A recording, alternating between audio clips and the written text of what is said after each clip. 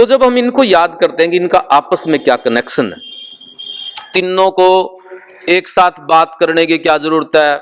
Savitri by फुले की बहुत ही 4 लाइनों में ही थोड़ा जीवन बताया, और जो उन्होंने काम करे, और उसके लिए वो साड़ी पे कीचड़ लग गया। बताओ, सावित्री बाई फुले ने के उन पे तो सर्टिफिकेट लेना था। वो एक प्रशिक्षित टीचर थी, ट्रेनिंग ली पढ़ाने की, स्कूल खोल ले, उसके लिए कष्ट उठाए, गोबर फेंकते थे।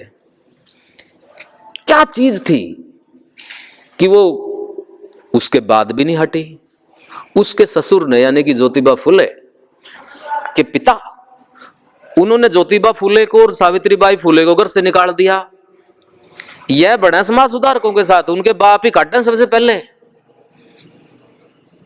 क्या घर से निकाल दिया, गलत काम कर रहे थे, जिसकी वजह से आज हम यहां बैठे हैं। पिता ने घर से निकाल दिया, फिर भी नहीं हटी। 18 स्कूल खुले,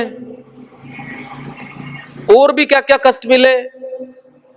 मैं वहां कोई कष्टों की गाथा नहीं सुनाना चाहता उनकी, लेकिन फिर भी नहीं हटी। और सारी जिंदगी तक तब तक नहीं हटी जब तक जान नहीं चली गई। पता कैसे मरी थी सावित्री बाई फुले?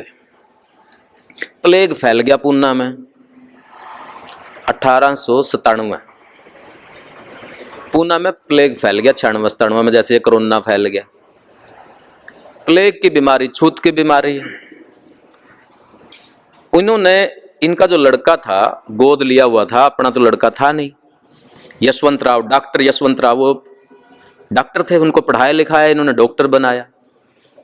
वो अंग्रेजियों का राज था, आपको पता है, और अंग्रेजी मिलिट्री में थे, वो सेना में नौकरी करते थे, विदेश में गया हुआ था। अंग्रेज तो सारी दुनिया पर राज करते थे, तो उसमें बाहर गया हुआ था। उसको वापस बुलाया कि तेरी यहां गांव में जरूरत है, यहां प्लेग फैल गया, और तन्ने जो इतनी बड़ी शिक्षा लिया हमारे लोगों को, उसका फायदा मिलना चाहिए। वापस आ गया, हॉस्पिटल खोल लिया।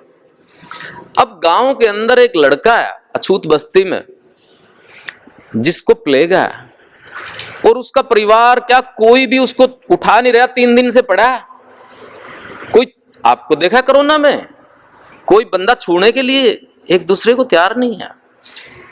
यदि आप स्टोरी पढ़ेंगे ना कि परिवार वालों ने लाश फूकी कि नहीं फूकी, सरकार ने नहीं फूकने दी, अलग बात है, लेकिन लोग कैसे पीछे हटते चले गए। बड़े बड़े अपने आप को जो जज समझते थे, जो बड़े बड़े आदमी समझते थे, अपने बच्चों के लिए क्या क्या क्या क्या नहीं करा, हाथ नहीं लगाया। इतने बड़े बड़े लोग।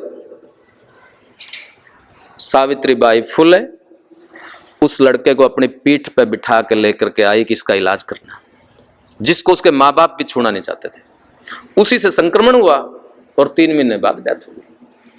सावित्रीबाई फुले को पता था कि मर भी सकती है, अनजाने में नहीं हुआ। ये उसकी चॉइस थी कि भाई नहीं, मर बेशक जाओ, लेकिन जिसको इलाज की जरूरत है उसके लिए तो रिस्क लेना पड़ेगा ना।